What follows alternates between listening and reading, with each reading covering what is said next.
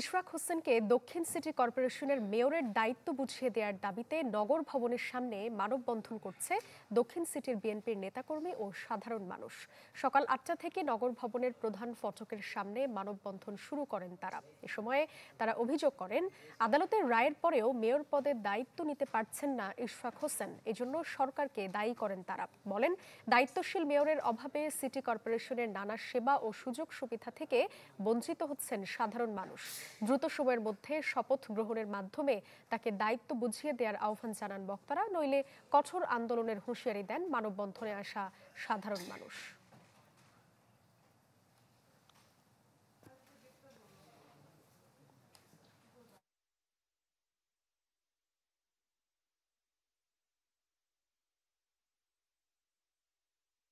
ঢাকাবাসী মশা, তারপরে জলবদ্ধতা, তারপরে গরমে অতিষ্ঠ হয়ে গেছে। আজকে এখানে দাঁড়িয়েছি, আমরা যে সিটি কর্পোরেশনকে যে ট্যাক্স দিচ্ছি আমাদেরকে কেন সুবিধা দিচ্ছে না, তার জন্য আজকে আমরা ঢাকাবাসী এখানে দাঁড়িয়েছি। দর্শক, ইশরাক হোসেনের দ্রুত শপথের দাবিতে ঢাকার দক্ষিণ সিটির নগর ভবনের সামনে চলছে বিক্ষোভ। বন্ধ হয়ে গেছে সামনের সড়কের যান চলাচল। সেখানে আছেন আমাদের সহকর্মী সজল শাইখ। সজল, কর্মসূচি সম্পর্কে বিস্তারিত জানাবেন। QCY Melomax Pro ANC on সব নয়েজ গন। নির্বাচনী ট্রাইব্যুনালের রায় এবং নির্বাচন কমিশনের গ্যাজেট প্রকাশের পরেও ইঞ্জিনিয়ার ইশরাক হোসেনকে ঢাকা দক্ষিণ সিটি কর্পোরেশনের মেয়র যেই শপথ সেটি কিন্তু ঝুলে আছে। আর তার প্রতিবাদেই মূলত আজকের এই অবস্থান। এখানে বিএনপির নেতাকর্মীরা সকাল থেকেই তারা নগর ভবনের সামনে অবস্থান নিয়েছে এবং তাদের যেই দাবি মূলত সেটি হচ্ছে, তারা যেটি বলছে যে বিগত সরকারের সময় যেই নির্বাচন হয়েছিল সেটি অবৈধ এবং সেই নির্বাচনে জোরপূর্বকভাবে ইশরাক হোসেনকে হারানো হয়েছে।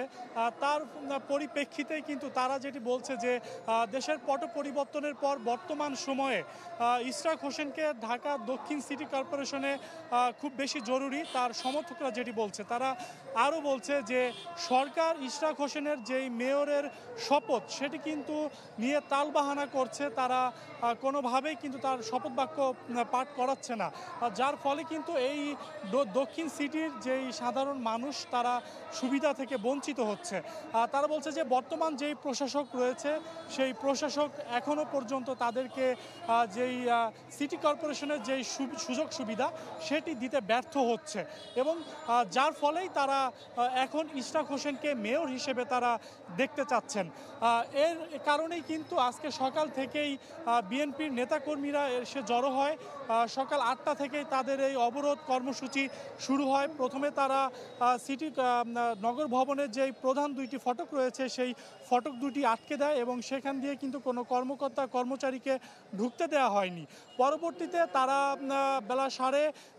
সকাল 9:30টার দিকে তারা প্রধান যেই ফটক সেই ফটকটি তারা খুলে এই নগর ভবনের ভিতরে প্রবেশ করে এবং নগর ভবনের ভিতরেই কিন্তু তাদের এখন অবস্থান রয়েছে। নেতাকর্মীরা বিভিন্ন ইউনিট থেকে মিছিল নিয়ে আসছে এবং এই নগর ভবনের সামনে আমরা দেখতে পাচ্ছি যে অস্থায়ী একটি মঞ্চ করা হয়েছে। সেই মঞ্চ থেকে কিন্তু যে নেতাকর্মীরা বক্তব্য দিচ্ছে, তারা যে দাবি জানাচ্ছেন তাদের সেই একটি দাবি, সেই দাবিটি হচ্ছে ইশরাক হোসেনকে অনতিবিলম্বে মেয়র হিসেবে তারা এই নগর ভবনের দায়িত্ব পালন করার জন্য শপথ বাক্য পাঠ করাবে এবং তারা যে নাগরিক যে সুবিধা রয়েছে সেই সুবিধা থেকে তারা যে এতদিন বঞ্চিত ছিল এখন তারা সেই পরিপূর্ণভাবে সেই সুযোগ সুবিধা পাবে, এটি তাদের প্রত্যাশা।